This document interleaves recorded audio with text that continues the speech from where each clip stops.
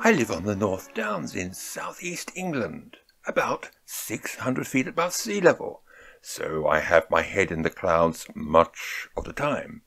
The North Downs are a line of chalk hills, rising from Farnham, stretching across Surrey and extending over 120 miles to Dover in Kent. In fact, their abrupt termination forms the famous White Cliffs of Dover.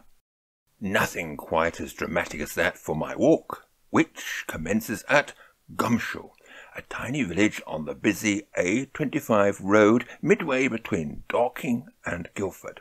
But it doesn't take long to enjoy a bit of peace and quiet. I take a country lane from the village, and there are the downs, my objective. Time to gird up my loins.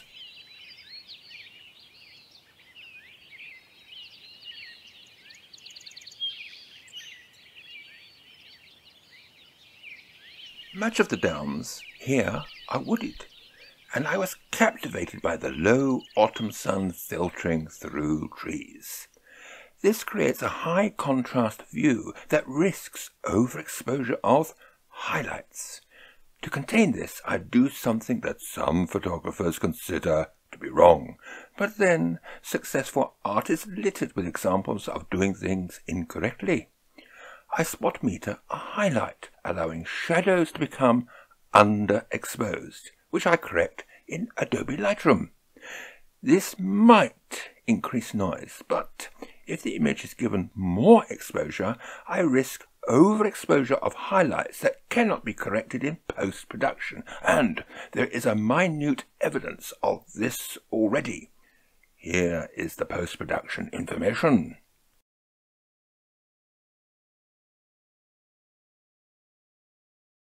I continued my wanderings across the downs for a couple of miles before dropping down to the village of Shere. Time for a tune as I make my way.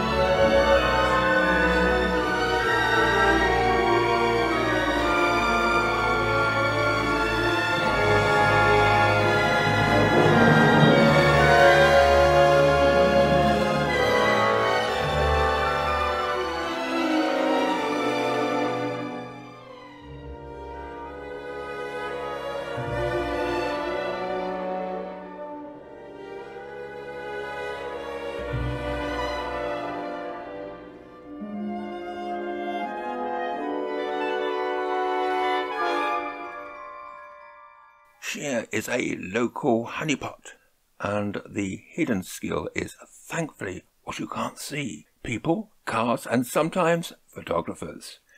I even felt it best to recompose the photo by zooming in a bit to avoid the colourful advertising on the convenience store.